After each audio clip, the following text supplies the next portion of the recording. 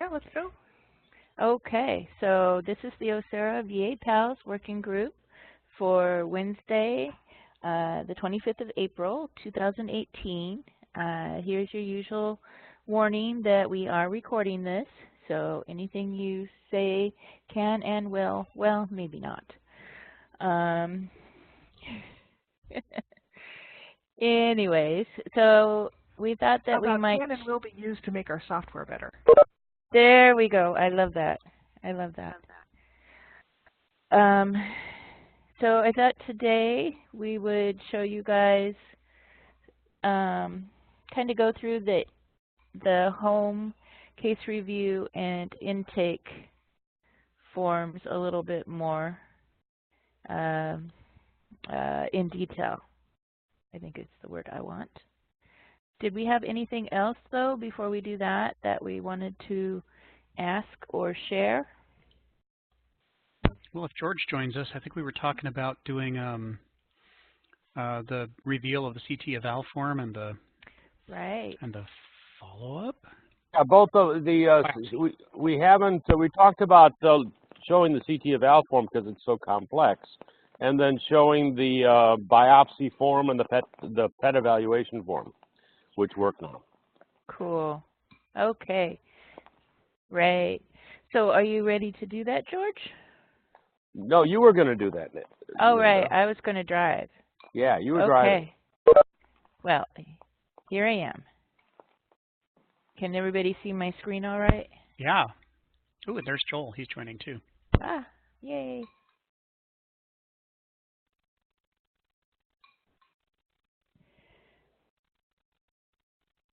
So how do you want to start this, George? Why don't you select a patient and then this patient has, oh, look at that, it's already got a PET evaluation form. How about that? And show the CT eval and go to their CT eval form, and let's start to go through what's in it. Sounds good. It's a long form. Yeah, yeah. So, welcome, Joel. We were waiting for you, as usual. What? Well, sorry I'm late. I just got off another call. Ha ha ha. My apologies if I go a little overboard with being snarky today. I had not quite enough sleep. So. Oh, well, I can identify with that too, almost, yes. Yep, yep. Although I'm sure everybody else is not worried about my sleep patterns, so. Well, I am, but that's okay. We can talk about that offline. I'll send you an update. Okay. Anyways.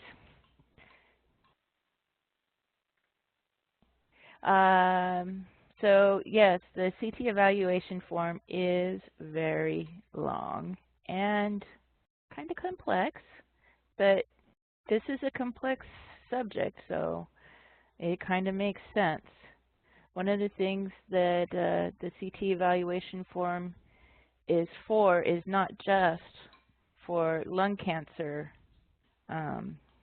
results, like here. It's anything else that is found in the CT that looks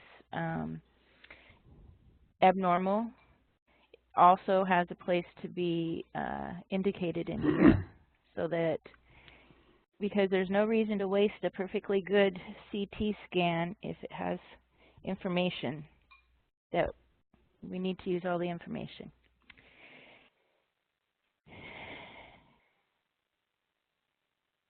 So, George, was there anything in particular we wanted to talk about? Do you want to go through it like from the top? We were going to go starting at the top and look at all the fields that are on the first screen on the top, and then go to the second screen on the top and talk about those fields.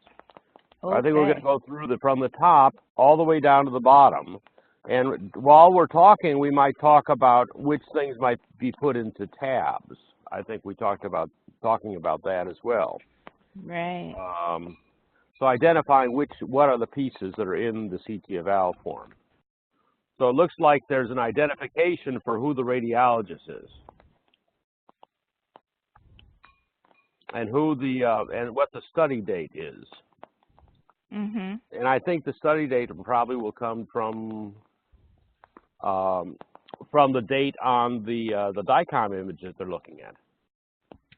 I think they'll be sitting. This will be a radiologist filling out this form, correct? Yeah.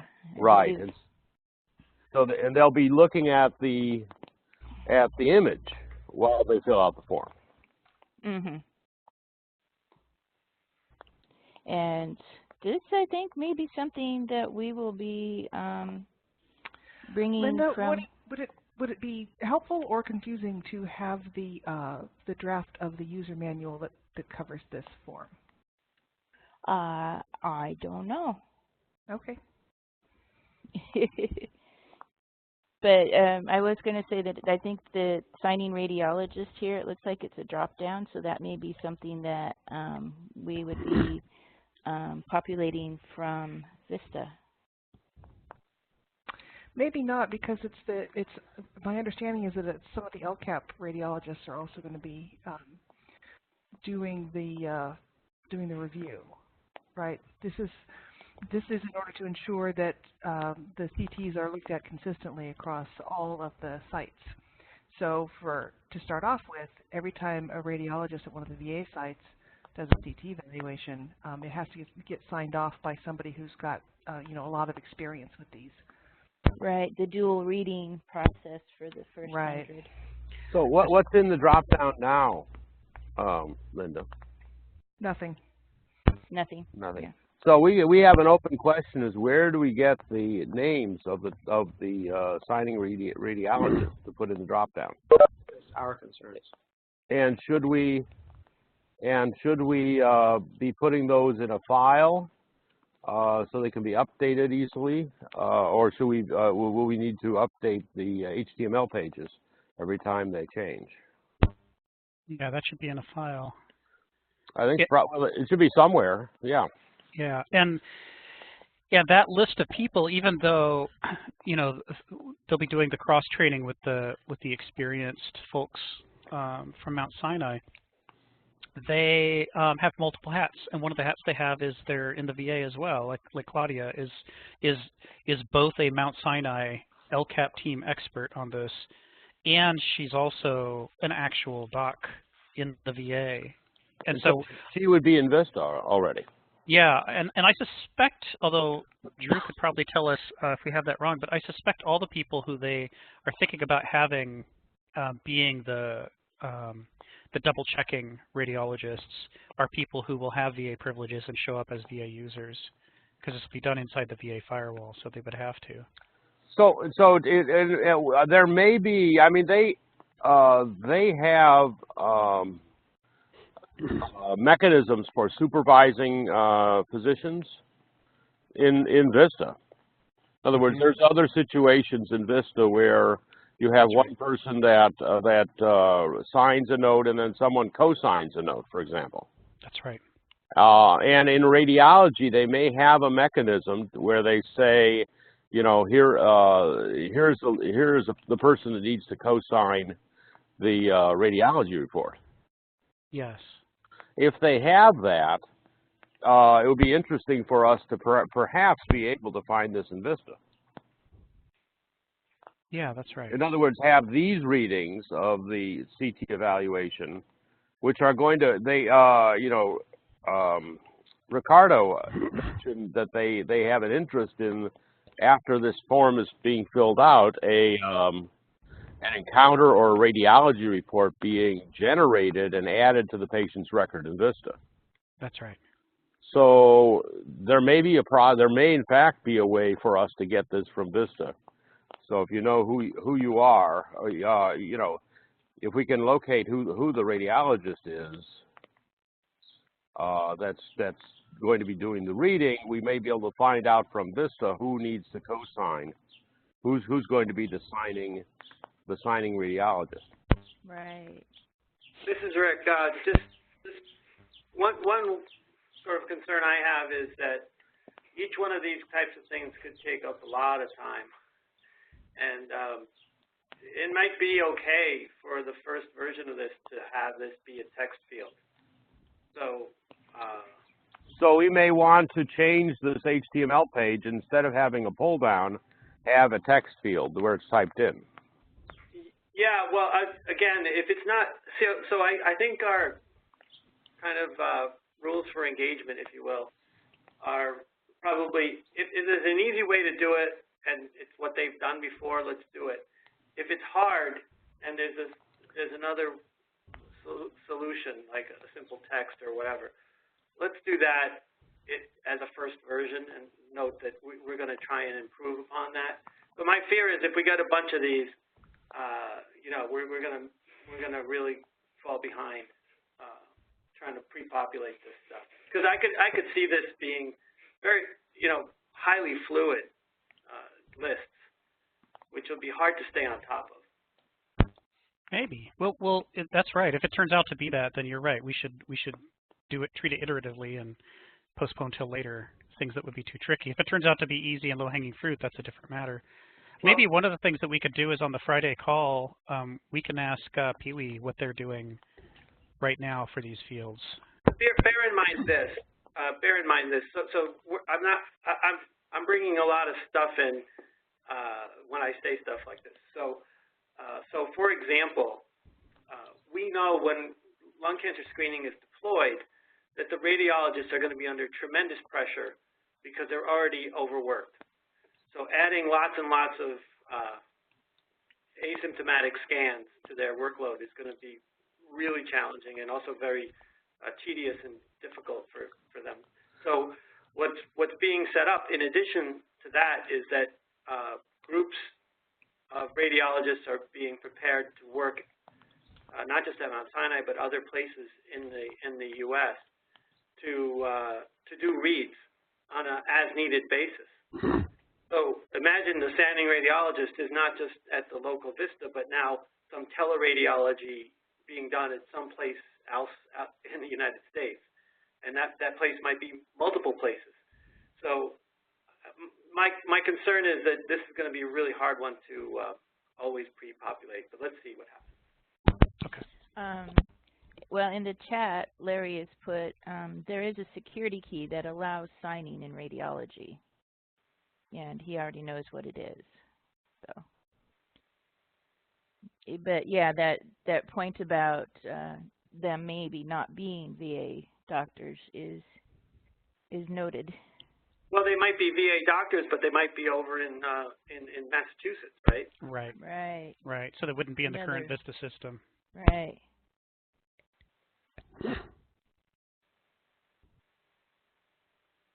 Would that be also true, perhaps, with the radiologists themselves? I'm sure. Yeah. Because I was thinking that the radiologist thing there might be kind of like the patient lookup. You might, in that if there's a way to just pull up a list of the local radiologists, and then they could pick themselves.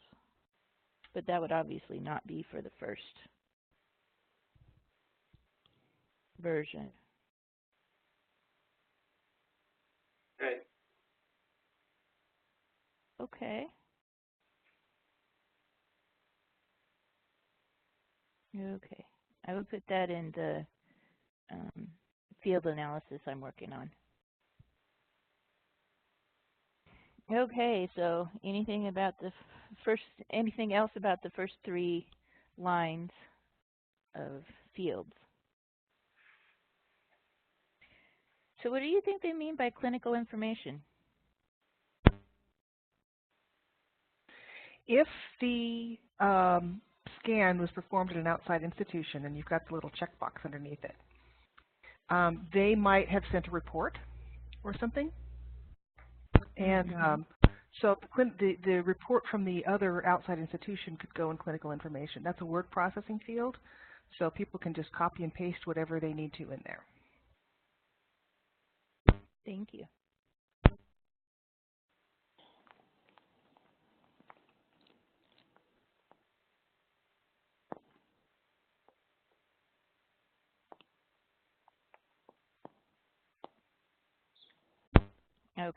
that written down. So I think the radio button lines here are fairly obvious. Self-explanatory. Yeah. So any comments about them? Ricardo, reconstructed slice thickness in millimeters. Yeah, so that's directly from the CT scan that was interpreted. And what kind of, would that be a number, or yes, would it include? usually a number between 0.5 and 2 or 3. Hopefully not 2 or 3. Okay.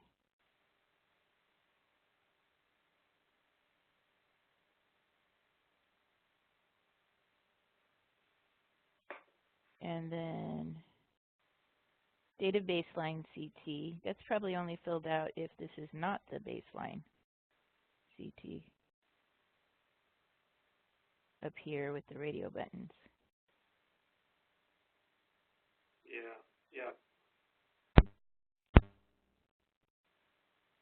Linda, if you want to demonstrate something, put in a date of baseline CT that is sometime in the past, like maybe 6 months ago. Okay. Because that blue line will automatically calculate. Ah.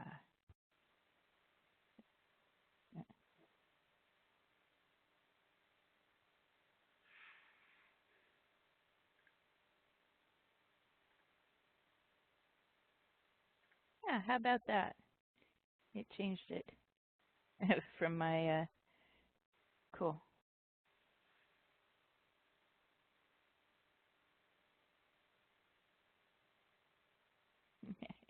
Somebody else is going to have to help me with this because I am not all here and I'm taking notes. So I can't be the host all the time too. So date of most recent comparative study. What do we know about this field, Kathy? Nothing. Well, let me just give you my view. So you have a baseline CT, and then you have a series of follow-ups, right? Yes. So that could be the most recent follow-up? So yeah, so if we go number 1 is baseline, N is the current CT of scan that you're evaluating. It's N-1 is your date of your most recent comparative study. That's my best guess. Right. But okay. if a CT evaluation form was done, then we would have that date. Mm-hmm. Right, we ought to be able to populate that. Asking the radiologist to guess what's on file is sort of sadistic when we have all the data ourselves. They're like, nope, you got it wrong, guess again. Is there a date? There's a date of the current CT, right, on this? It's up at the top. Yeah, that's what I thought. Okay. So data of baseline CT and the most recent comparative study should already be in the records, like in the case review. The baseline CT, this is something we'd need to check, but I would assume that would be the first CT evaluation form, the oldest one. The baseline CT, yeah. Yeah. For this patient. And then the most recent comparative study would be the most recent CT eval before this one. Right. So then prior scans, the question is kind of what's the format of this field? Because there could be any number of these things. Is this field sort of standing in for the idea of a multiple? That it would be a whole list of dates? That also could be a number, like N-1, as I was saying. Ah, how many prior scans? Right. I don't know. What's it coded as?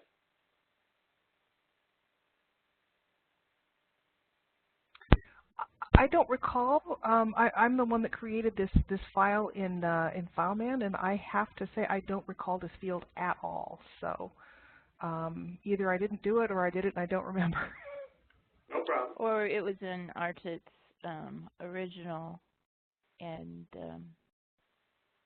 didn't necessarily show up. I can look into this while you guys move on.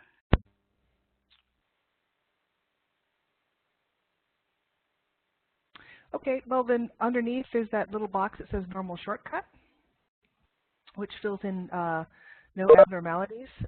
We do not have that working yet, but when we do, it will be awesome.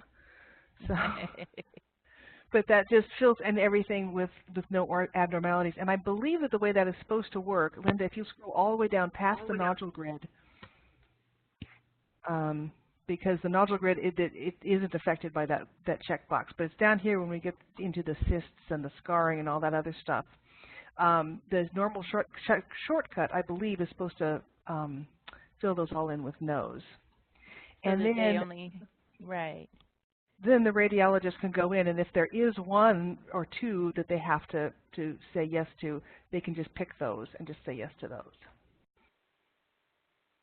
Nice.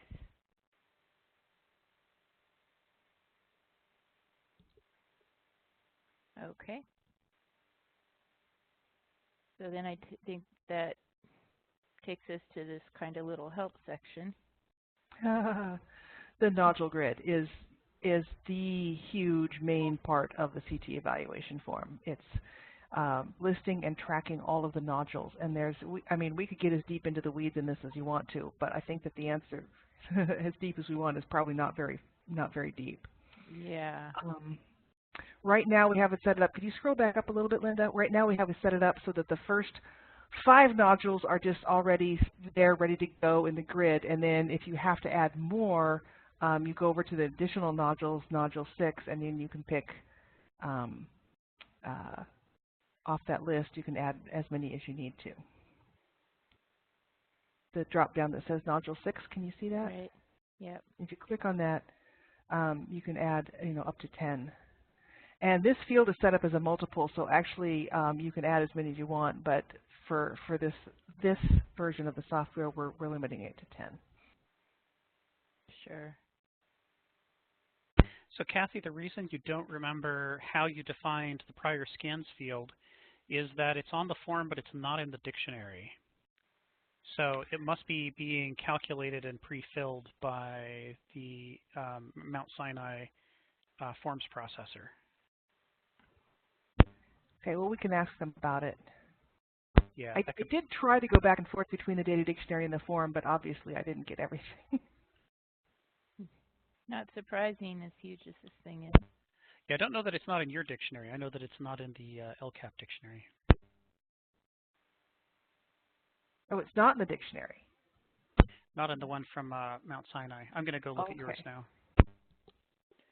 Okay. So I'm thinking, I'm wondering if the total number of non-calcified nodules and total number of nodules are automatically calculated based on the answers below. I don't think they are. Okay. And they both are in the dictionary.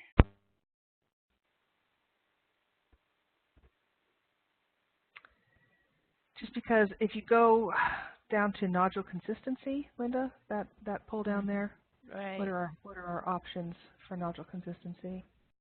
Solid, part Yeah, solid, so I don't think that non-solid. you ever Yeah. say, I don't think that there's actually a field in here that says whether they're calcified or non-calcified. So I don't think that the software has any way of knowing that. Yeah. So I think that the radiologist has to do that. There's this question: calcifications not consistent with benignity. Yes, I have no idea. But yeah. And I think you may have situations where the radiologist sees more than 10 nodules, and they are going to only document the top ones. The 10 largest.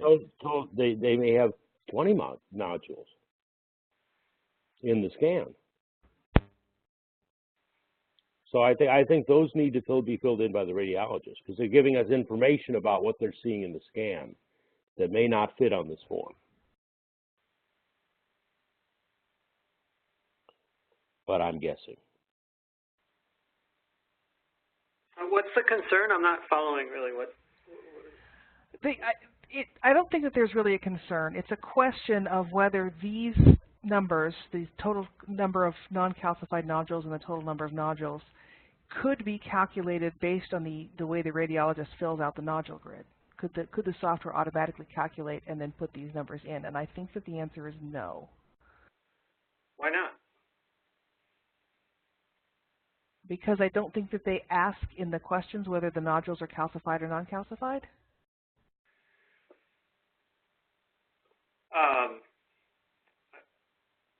I think these are the non-calcified nodules. Okay. Well, I guess we could ask about it, but I think that for this version of the software, let's also discuss this for a little bit longer. We need Artit and others on the phone, but you can have calcifications in a benign nodule or a malignant nodule. It's really the pattern. But the point of this nodule grid is to track nodules that are suspicious. So if they're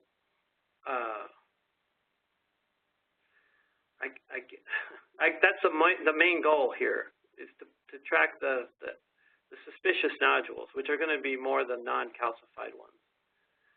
Well, I'm reading the notes they have. Read before completing the nodule grid. The second dot point says, if the number of nodules is greater than 20, estimate the correct number and state this as is an estimate. So what I'm gathering from that is that it's possible to have many more nodules than you're going to put on this grid in the read. Yeah, but I mean that's killing productivity of the radiologist. Really, I mean. But what they have is one number to fill in. What we're saying is we have a box where they have to fill in a number. That's all. Yeah. And I don't think that it would. I'm not suggesting that we make a grid that would allow them to enter 20 nodules. What I'm suggesting is the reason probably that both in the LCAP software and on our form that these are text input fields and not computed fields is that the radiologist needs the flexibility to put a number in that's greater than the number they're going to put in the grid. It might be. Yeah, I mean, particularly if what's going into the grid is the non-calcified nodules, then the total number of nodules could be significantly higher, and there's no way to infer it from the grid because they're not going to enter the calcified nodules. They're going to look at them and go, okay, that's not suspicious, that's not suspicious. So I think this is. I'm adding my own opinion on this, but go ahead. This is a bit overkill. This is a lot of work, and it really should be automated. This is not. I can go see what they do in the demo system. No, I think this is close to what they do, but I don't know. Probably most radiologists don't. Here's the thing, right? We could fill this out, but if people only fill out the 1 or 2 nodules, it doesn't matter how many nodules are in there. They fill out the first couple of them.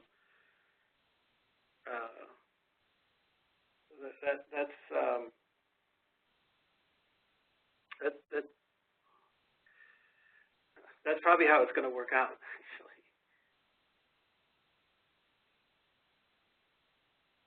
So does that mean you want to pitch to the review group, removing those extra fields? What I want to do is sit down with Claudia on Friday and take a lot of notes with how this should be done. That sounds good. Yeah. Because it's too complicated the way it's listed. It's amazing how I can understand why being a radiologist is a non-trivial profession. Yeah. Absolutely. And I The average starting salary is $400,000. Wow. And I did just confirm that the prior scans field is also not in our data dictionary. It's not in either one of them. It's only on the form, which suggests that it is a computed field that's computed by the form processor and filled out while it builds the HTML to reply with. Okay.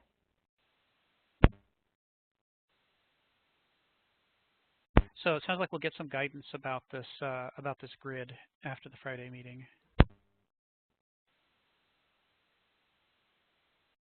So we can move on.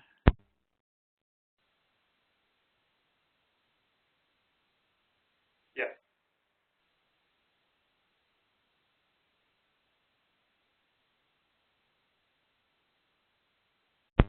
Can you just, so, okay, one of the things we're talking about is breaking up into tabs. This all certainly seems like it wants to be in one tab together, right? This table and the fields directly associated with it. So kind of from before the normal shortcut checkbox down to where. Yeah, the nodule grid is pretty easily identified as a chunk of information that could go in a tab. Yeah, that's right. And then maybe it stops right before emphysema there. Yeah, emphysema would be the first thing on the next tab. Yeah. Bear in mind also that there's this template in PowerScribe that has been created that's meant to help radiologists that use PowerScribe gather all this information and generate a report. So one day, if we're good, if we're able, maybe we can get that. We can basically extract out the right values out of the PowerScribe report and put it in here. Yeah. Version 19. That sounds like something for the next version. So then after the nodule grid, all of these other things that the radiologist might have spotted in the scan. Starting with other sorts of lung things like emphysema. Yeah, that kind of goes down to here, cardiac abnormalities. And then with cardiac abnormalities, it starts with, other things that the radiologist might have noticed. Outside the lungs. Right.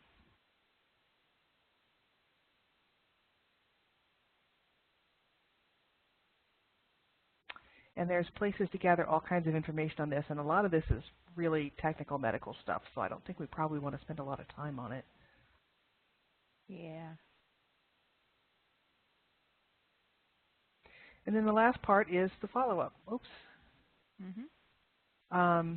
So the recommendations for when to follow up, and so the pull down tells you what kind of follow-up the radiologist is recommending, whether it's going to be another annual CT, like everything's okay and we're just going to do this again, or whether there should be a biopsy or a PET or something like that. So those are all sorts of options. And I believe I remember Claudia saying that once that was put in there, that there was a calculation or something about when. Yeah. Well, if there's a protocol, yeah. There is. Protocol.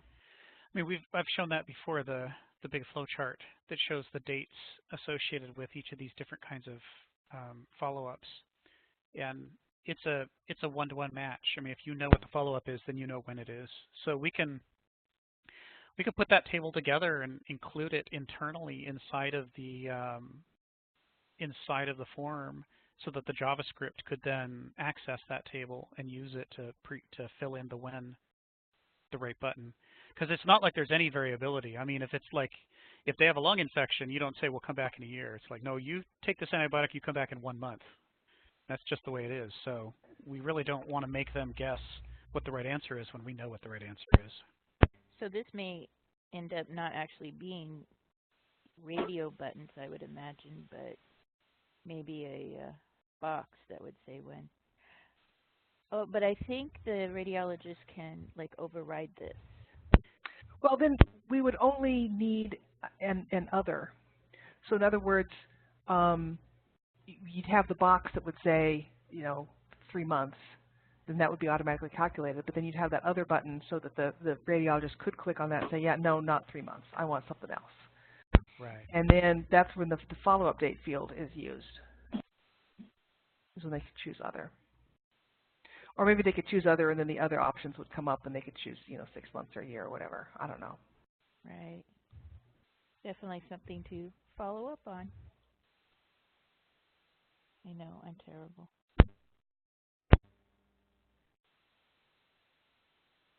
Okay.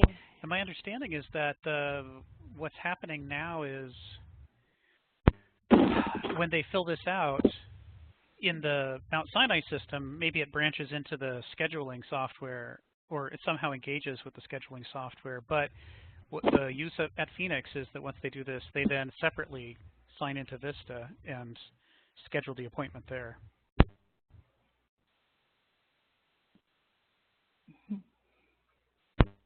Yeah, I imagine the nurse navigator does that. Yeah.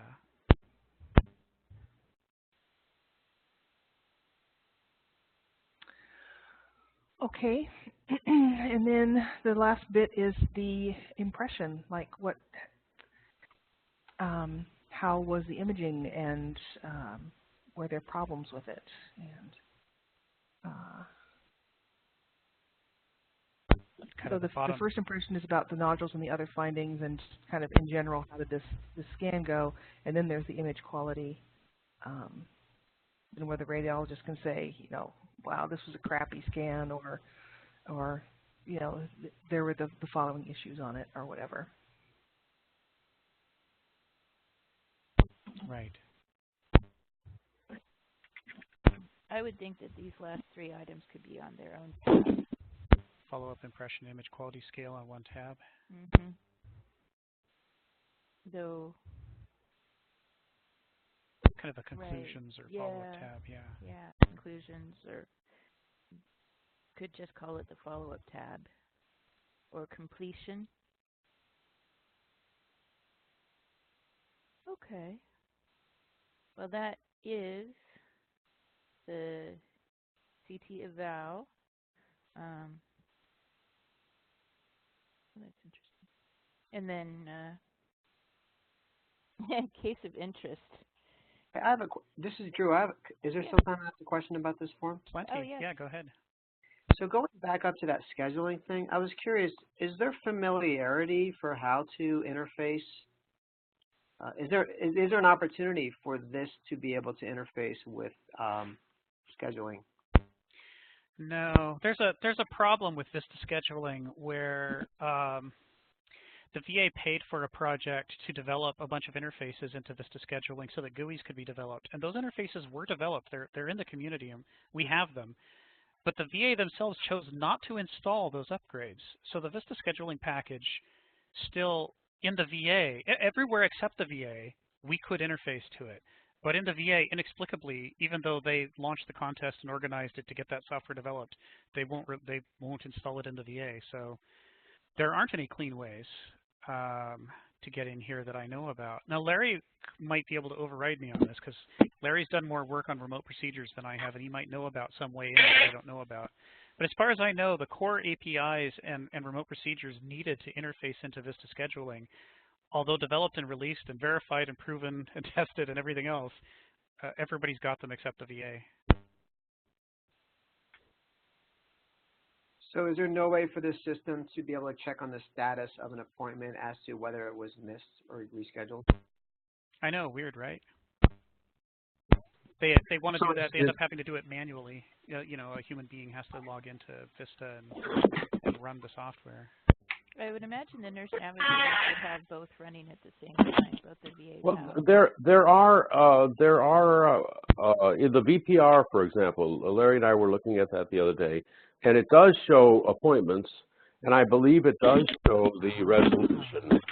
So I think you'd be able to answer to Drew's question. I think in terms of looking at status, we may be able to look at status. I think that where it becomes difficult is trying to schedule something in the future for a patient automatically. Right. I think that's where the trouble comes in. I think it may be that we can come up with some way of checking the status of appointments for this patient. Right. Okay. So this is Larry. We should take a look at that because I'm not sure that doesn't work. Beautiful. Yeah, I think the VPR actually does pull appointments, and I believe part of the information it gives you about the appointment is the resolution of it. So it's basically read only.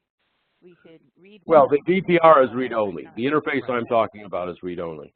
Right. And I don't. Again, we could also look at what interfaces they have installed for automatically creating a future appointment. But I've like Rick, I have low expectations that there's something that they're actually using that we could use. Now, on the other hand, if we were in a position where we could get permission to install stuff onto the Vista servers for the systems that are participating in VA PALS, we have proven software that will allow you to schedule appointments and manage the scheduling system and a whole array of capabilities that we would want to use here. And that stuff's been proven to work years ago. So this is Drew again. That actually is a large percentage of the workload of the navigator, and it's also the weak spot, I would say, from a safety issue, a quality assurance issue with regard to losing patients. Patients often reschedule, et cetera. And as you may know, some of the commercial off-the-shelf systems that have done this, one of the things is they have a clock that ticks when the scans should be upcoming. And while it'll be nice, so these are functionalities that are kind of outside the elements of these forms. This is more just for management of thousands of patients at each site. It would be really nice if, if an appointment is canceled or missed, that there is a queue that shows the navigator, hey, you had 11 patients in the last month who didn't have their scans done. And if it had been rescheduled, then they would know that it's been rescheduled. They don't necessarily have to act upon it. But because every time you want to toggle over, act upon it, call the veteran, and you're looking at 15 to 20 minutes per case. Right. So read-only by itself would have tremendous value, and you guys definitely have my blessing, so see if you can figure out how to actively schedule. Okay. Thank you. Yeah, because I guess with this whole development is, we're still at this point of, come to consensus on these forms, but then there's all these other, functions with navigating. And ideally, the navigators wouldn't really have to toggle over much at all. Everything that they need for managing a patient undergoing lung screening would be just in this one window. Right. Yeah, one of the things that's interesting about the CT eval form is that since it's mostly filled in by the radiologist, there needs to be some kind of handoff, and I don't know exactly how that happens in the demo system, where the like who fills out this block on follow-up that seems to be scheduling related? Does the radiologist just leave that blank for the nurse navigator to come back and fill in later, or is the radiologist expected to learn the protocol and pick the right outcome? I don't know. I mean, I know the stuff above has to be the radiologist, but I don't know who fills out this one block right here, because it seems like a nurse navigator kind of thing to do. This is Rick. We still have to be we have lots of things that we want to strive for, but we have to be extremely careful with what we agree to go after for the first version. So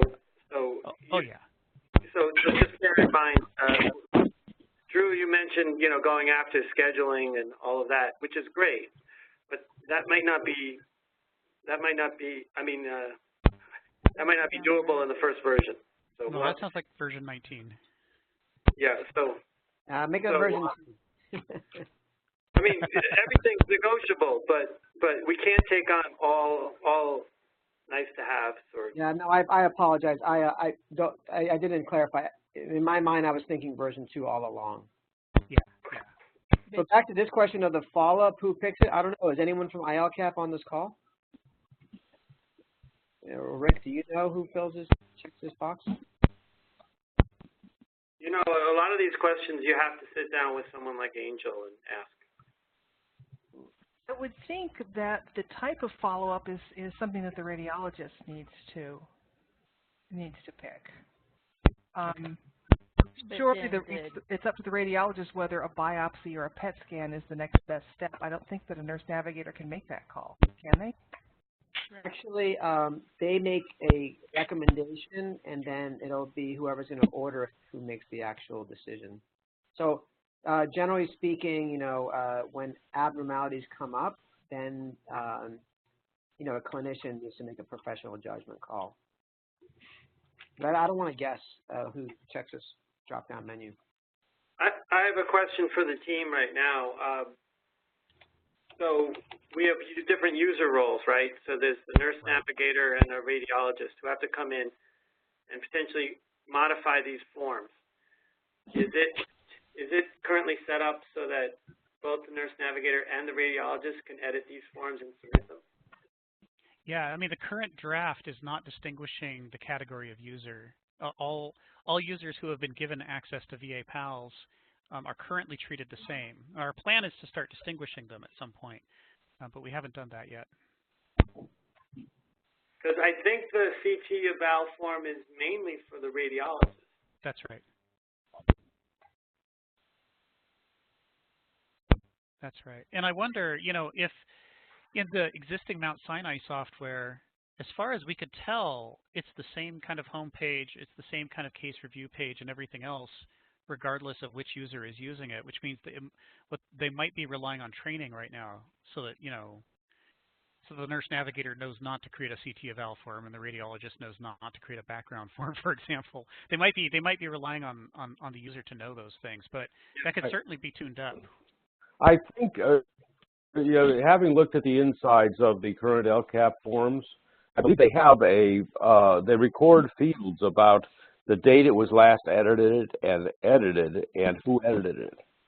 Right. The identity of that person. So I think doing some auditing. So they probably have some kind of audit support about who changes what form. Right. But as far as, you know, making sure that the nurse navigator doesn't accidentally create a CT eval form and start filling out nodes, or that a radiologist doesn't accidentally create a background form and start filling out addresses and things, I don't think, as far as I could tell, there's no protections like that in place right now.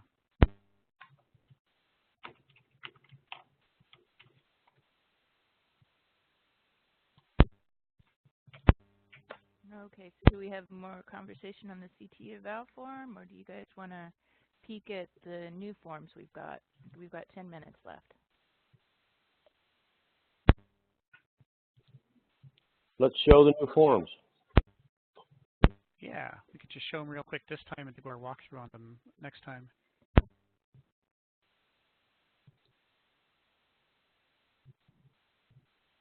So which do you want first, follow-up or PET evaluation? Follow-up isn't new, so it would be the PET evaluation. There's biopsy too, right? It's just not listed. Yeah, there's also biopsy. So. A biopsy form had not yet been created for that particular test patient, but we can certainly do that. Yeah. Why don't we do that? Why don't you go back to case review and press new form. And we can show how in the pull-down menu, we now have biopsies and PET evaluations. So you can create it for the patient. Yay. Okay.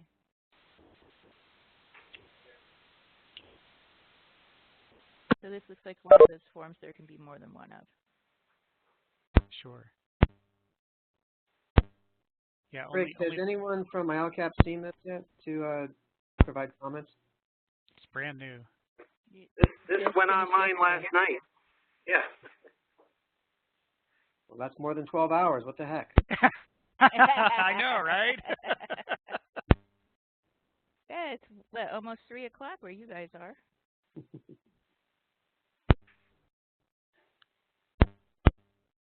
So, Right. logically, if you don't say that a biopsy was performed, everything's grayed out. It makes a lot of sense. But if you hit that yes button, oh yeah, then things start to open up. So when would you create this form if a biopsy wasn't performed? You should not. Which is why that's kind of funny up there. It's a funny question to have up front, yes.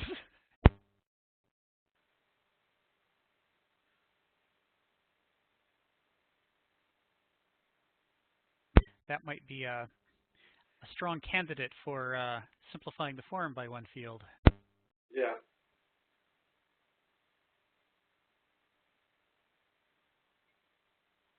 Oh, this form is actually called biopsy mediastinoscopy.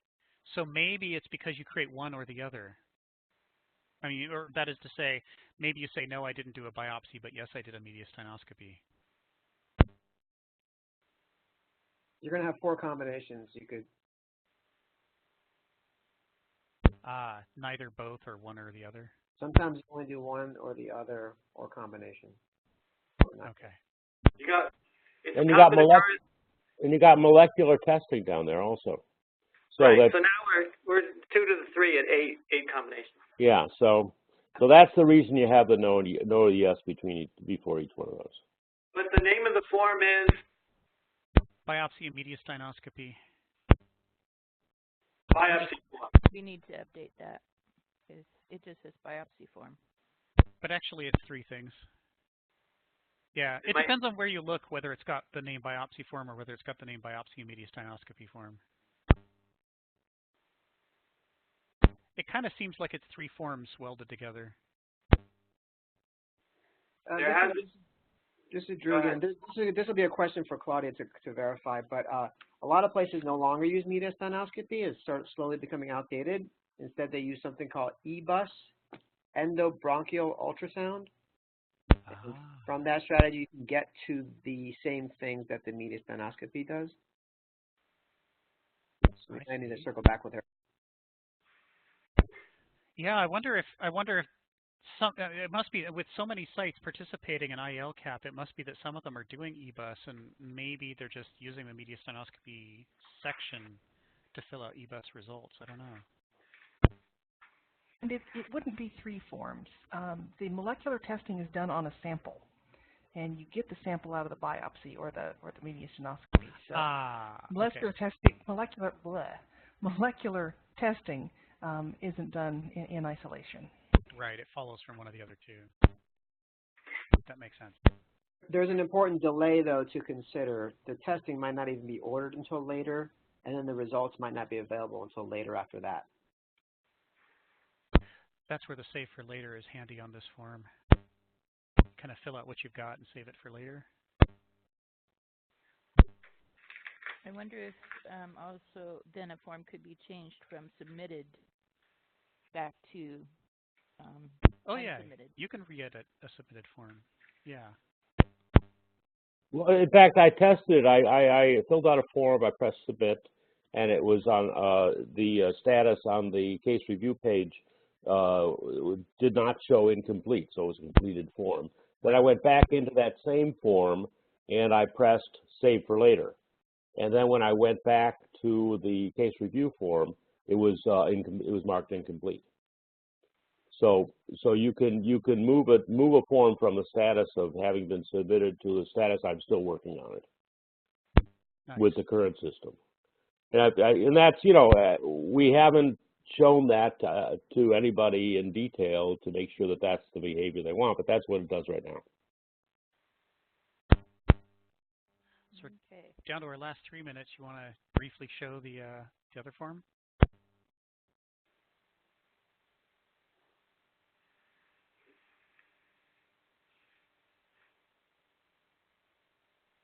So here's our pedoval.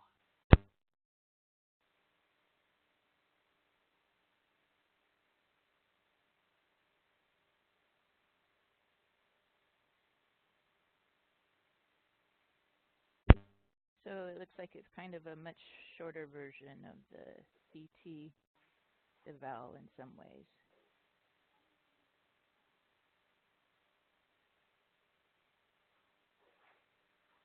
Yeah. If I remember, there was an earlier draft of it that was longer that had additional fields that were duplicate between the two fields, and we've got a version now that, in which this version they've been cut out. That's why it's shorter, I think. Well, and it looks like, in a way, it looks like you get less information. Guys are getting quieter and quieter and quieter. Let me see what I can do.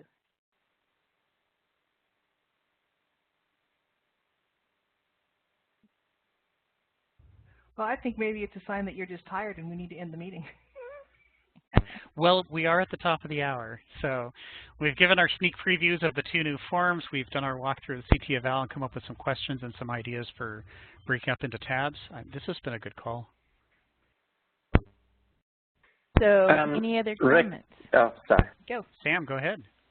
I wanted to show you, this is separate from this call. I wanted to show you a new version of ZSY that I've been working on, and I was wondering if you had some time after this call. You bet. Let's talk after this call. Okay. Okay. Otherwise, I think that's a wrap for this week, right? Have a great week, everybody, and we'll see you next Wednesday. Thanks, everyone. Take care. Hey, guys. Thanks. Thank you. Bye-bye. Bye.